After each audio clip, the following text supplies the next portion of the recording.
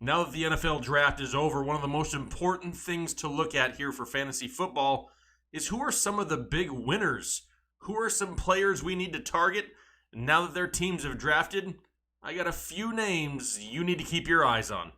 What's up, Headliner Nation? This is Hunter Henry from the LA Chargers, and you're watching my boys here on the Fantasy Headliners. Let it flow, fellas.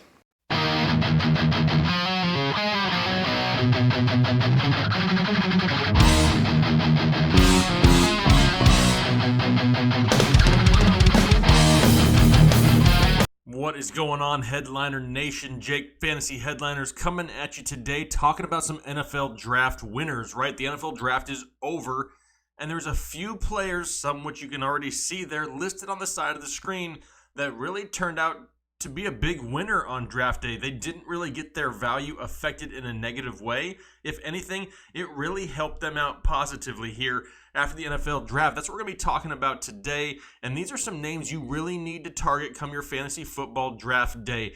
Definite value picks here for 2019 fantasy football. Before I get into these names real quick, just a reminder, our draft guide is available for pre-sale. Head over to our website, thefantasyheadliners.com. You can pre-order it there for $19.99. By far the best deal out of any other site that you can go to. We even have some exclusive things here. The Perfect Draft, where we help walk you through your draft depending on what pick you have and your league size. We also have the dynamic running back rating tool here that was developed by Kyle Richardson. No other site has this information. We're going to be able to help you pick those home run, can't miss type running backs here this year. That's the type of players that really help carry your fantasy football team. So make sure you head over there to the website, check it out. Now, also, I pulled some of this information from fantasyfootballcalculator.com. If you haven't checked out that website, you need to go do it. This is the perfect time of year to go visit that website. I'll have it linked below down in the description. All of your ADPs and mock drafts can all be done there. Lots of tools there. Go check it out.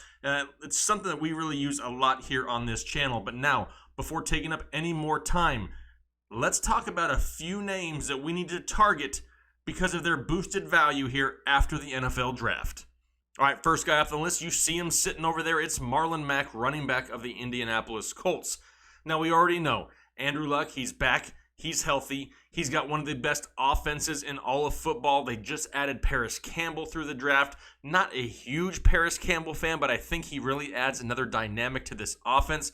He's somewhat gadgety at times, but he's gonna thrive on those underneath routes, and it's gonna help stretch the field with T.Y. Hilton, #NeverFunchess, Eric Ebron, Jack Mother, and Doyle. There's gonna be a lot of options this year in Indianapolis, and we already know they have one of the top offensive lines in football. They focused on that in last year's draft. This year, they really focused on the defensive side of the ball. They drafted 7 defenders in the draft, and maybe you're wondering, what does that have to do with Marlon Mack? If you pair an improved defense, which is already pretty solid in 2018, with this high-powered possible offense of 2019, there could be a lot of second-half leads for Marlon Mack to be chewing up the clock and getting those extra carries. A stat to kind of prove that to you, last season when Marlon Mack played, the Colts were 10-2 with Marlon Mack. The 2 losses that they had with him in the lineup, they failed to give him more than 12 carries in a game. He needs to touch the ball. I expect him to get somewhere in that 15 to 18 carry range. Yes, there are other running backs in Indianapolis that you have to worry about. Nyheim Hines will still be involved somewhat, but Marlon Mack, as of right now, should be the lead back in Indianapolis. One of the top offenses and improved defense. I really like Marlon Mack, and right now his ADP is 28. So you're looking right around a 3rd to 4th round pick, really depending on your league size, and he could actually slip a little bit farther once some of this hype starts coming with some of these rookies that were just drafted. Absolutely love Marlon Mack, and he's somebody that I would be looking at right there, 3rd, 4th round, especially if you go heavy wide receiver to start your draft. All right, next up is going to be Lamar Jackson, quarterback of the Baltimore Ravens. And before I get into it, these are in no specific order. Don't light me up in the comment section because you think that I'm saying Lamar Jackson is the second best player here on this list. That's not what I'm saying. This is just a list of 7 people to pay attention to. So Lamar Jackson, quarterback of the Baltimore Ravens, is somebody who is just not flashy with his arm lately, right? It's more his legs that we're impressed with, and that's where he's getting the bulk of his fantasy value. He was 6-1 as a starter for Baltimore. They were winning games. but they weren't doing it through the air. He only threw for over 200 yards one time. But here in the NFL draft, they added Marquise Brown. Whether he's ready to go week 1 or not, that's something we'll have to pay attention to. Miles Boykin, another wide receiver they added. We already know they added Justice Hill in the backfield to pair with Mark Ingram, another pass-catching weapon out of the backfield, another playmaker there for Lamar Jackson. But we talked about a few seconds ago, it's his feet that give you the fantasy points, and that's what we're talking about, is the fantasy value. Now, he never had less than 11 rush attempts in a game last season. Had he been the starter for the full 16 games, if you were to take his average rushing numbers and project them over a 16-game span, dude would have rushed for 1,270 yards. I don't care if he throws for 300 a game, if he's rushing for 1,270 a season. Everything from the passing game is just a bonus. With the added weapons he got and an ADP right now of 153, so back half of the draft, you could find yourself a steal if you really want to wait on quarterback, or for you guys playing in Superflex leagues, he's going to be somebody who falls in that back half, that back tier of quarterbacks that could really help your fantasy football team here in 2019. Nick Chubb next up on the list, and a lot of people hating on the Chubb life. You guys have, I put a video out a few weeks ago. I'm all about that Chubb life, and I really don't care. I don't give two craps about Kareem Hunt as of right now. Yes, I understand he may be in the mix back half of the league. Why are you going to spend an early round pick on somebody who could lose his job? Easy. I don't think he's going to just lose his job week 9 or 10 with Kareem Hunt. It's just not going to happen. The kid is an absolute electric superstar, and he's put into a beautiful situation. There's still trade talks of Duke Johnson, whether he gets dealt at some point here in the offseason. We already know that we're not going to have Kareem Hunt for the start of the season. Nick Chubb is going to get a huge opportunity. I mentioned it in the past video. It's kind of like an injury, right? You just never know when they're going to happen. Your stud running back can get hurt at any time. Treat Nick Chubb kind of as a potential injury concern. Not because he's going to get hurt, but because second half of the season, he may lose some of his value, and you can prep for that weeks in advance through the waiver wire or maybe even here in the draft. Have that added depth just in case, because Nick Chubb could see close to 20 touches a game this season, and there's not very many running backs that are going to get near that number. This is another team that loaded up on defense during the draft. If they can take some of these big, second half leads, more Nick Chubb in the second half of ball games. We already know about the Odell Beckhams, the Jarvis Landrys, David Njoku. They got playmakers all over the place. Nick Chubb is somebody who could really benefit second half of NFL football games this year. And like I said, you're going to see close to 20 touches a game.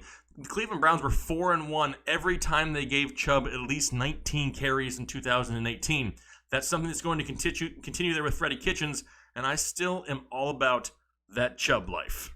Number 4 is going to be Geronimo Allison, wide receiver of the Green Bay Packers. Now, a lot of people had the Packers pegged for getting some type of pass-catching wide receiver here in the draft, and it did not happen. But it doesn't totally surprise me because there's already a few young wide receivers there. Don't forget about the dudes with the long names. Marquez Valdez-Scantling, Equanimeous St. Brown, Jake Kumerow is going to be in the mix. And Aaron Rodgers doesn't need more young wide receivers. We kind of saw it last year. You need to earn the trust and learn that offense behind Aaron Rodgers if you plan on getting consistent volume.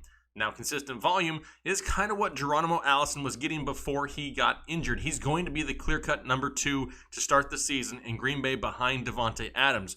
Great stat for here. He led the team in yards per target with 10.1 yards per target in 2018. Now, had he played the entire season and you took his average targets per game, projected them over a 16-game season, he would have ended up with 970 yards and 7 touchdowns. His current ADP, 96. That is great value for a decent, above-average wide receiving option with a huge ceiling and a high-powered offense. I definitely love Geronimo Allison here in 2019. It's huge value, and that's what we're looking for on draft day, is the value. And at the 96th overall pick, you could do a lot worse than Geronimo Allison. So I cheated with number 5. It's the Arizona Cardinals, and I'm just going to include the offense as a whole. And that may have a lot of you guys throwing up in your mouth because this is one of the worst offenses in all of football last year. But it looks a lot different this year, and before you call me a homer just because I'm from Arizona, remember, I'm not saying that the Cardinals are winning the Super Bowl here. We're talking fantasy football. Fantasy football assets, potential assets. and I really like the way the offense is going in Arizona. It was a complete overhaul there. We already know about Cliff Kingsbury, his air raid offense. If you're not familiar with the air raid offense, they're going to throw the ball a butt ton. Under this offense with Cliff Kingsbury, they were top 4 in the country in pass attempts per game 5 out of the last 6 years. They're going to throw the ball a lot. It's kind of what made Patrick Mahomes what he was at Texas Tech. That's the same type of style he's bringing here, and Kyler Murray fits that style perfectly. Did he have enough weapons?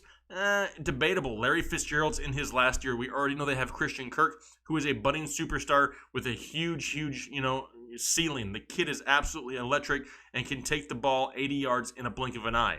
And then they went out and added Andy Isabella. If you don't know who Andy Isabella is, yes, he's an undersized wide receiver, but he's going to eat in the slot for Arizona. He was one of the fastest wide receivers at the Combine, and he's also one of these guys that fits the air raid style perfectly. One of the main plays that they call in this type of offense is a mesh play, where the 2 slot receivers kind of mesh across the field. They kind of give each other a high five as they run by. Try to keep up with Christian Kirk and Andy Isabella with a couple linebackers. It's not going to work. And if it does, with 4 wide, you have Larry Fitzgerald, and they also drafted Hakeem Butler. The kid is raw, but he's super talented, and he has a year to learn under Larry Fitzgerald. This offense with David Johnson in the backfield could be a huge, huge fantasy asset. Don't overlook them on draft day. They're all going to be cheap. They're all going to fall in the draft. Everybody outside of David Johnson is going to be a mid to late round pick. Don't forget about the Arizona Cardinals, because they could put up some huge numbers this year. They may not win a whole lot of games, but this offense is going to be much improved. AJ Green is up next, and it's kind of weird to talk about AJ Green as a potential draft day steal, right? But his ADP is currently 30th overall, so 3rd, 4th roundish, depending on your league size. And this guy could be one of the steals of the draft. There was a lot of talk pre-draft that he may be traded. Well, not only was he not traded, they also didn't draft more wide receivers there. It's still going to be the Tyler Boyd and A.J. Green show. They focused on offensive line again early in the draft for the 2nd straight year. They got Jonah Williams trying to protect Andy Dalton as of right now, keep him upright. If they can keep him upright and allow these plays to progress down the field, A.J. Green could have an absolute monster year again. And now, yes, I know he has injury concerns, but at this price on draft day, like I said, it could be an absolute steal. He was on pace to have a huge 2018 before it was derailed by injury only after 8 games. In those 8 games, he had 76 targets, 687 yards, and 6 touchdowns. That would have been a ginormous year had he stayed healthy the entire time. I love A.J. Green at the price you can get him at this year, because it really allows you to focus on running back early and possibly get the steal of one of the best wide receivers in the 3rd to 4th round. Last guy on the list, it's Devonta Freeman, running back of the Atlanta Falcons. And this ADP has to change as we get closer to the season. It's got to creep up, because as of right now, according to Fantasy Football Calculator, his ADP is 37. So right around a 4th round pick for Devonta Freeman. And I get it, recency bias or whatever you want to call it, because he was injured last year. A lot of people just want to write him off. Well, Atlanta spent 2 1st-round picks this year on offensive linemen because they really want to establish the running game. No more Tevin Coleman. Ito Smith is still there, but he's just an Ito bit of a problem because dude only averaged 3.5 yards per carry. They're going to feed Devonta Freeman a lot. And don't forget, this guy was a running back 1 a few years ago. Not only just a running back 1, the running back 1. Like number 1 overall in 2015, the number 6 running back in 2016, and the number 15 overall running back in 2017. And you can get him in the 4th round. Something has to change. It looks like Atlanta is committed to Devonta Freeman. If you have the opportunity to get him in the 3rd, 4th round this year, he's going to be an absolute steal. I love how they didn't, spend an early draft pick on another running back, somebody else we had to worry about in this backfield. I know there's some Ito Smith truthers out there, but it's going to be Freeman's backfield to start the season, and he could really, really help carry your fantasy football team, especially if you can get him right around the 4th round. All right, so these were a few players that I'm kind of going to target here for 2019 fantasy football. They're really draft day winners here in 2019. They all have huge value, especially for where you can get them. If there are other players out there, I could have added a ton of players to these lists, but I'm trying to keep these videos a little bit shorter for you guys. Plus, I have a lot more content coming in the draft guide. Make sure you go out there, get your draft guide pre-ordered. That'll be coming out towards the end of June, and it's going to be one of the best out there available. I have experts from all over the place feeding information into this draft guide. It's going to be great. Also, real quick, before I forget, we're giving away a signed Juju Smith-Schuster jersey. You can see it on my Twitter. Go follow me on Twitter at Fantasy Headliners, FNTSY Headliners. It's the pinned tweet on my profile, the very top one. There's a few short steps that you have to do to enter yourself into the contest. We'll be giving it away on May 31st. Go do that. Check it out before it's too late. I got it sitting right here behind me. It's certificate of authenticity and everything. That's signed by Mr. Juju Smith-Schuster right there, and I'm going to be giving it away to one of our viewers here on this channel. Greatly appreciate your support. If you have a question, comment, concern, whatever it is, put it down in the comment section down below. Maybe this is your first time watching. Well, I want to welcome you to Headliner Nation, so just throw a comment down below there. Make sure you're hitting that like button. That really helps us out here on YouTube, and I look forward to talking to you guys later. Thanks. Have a good one.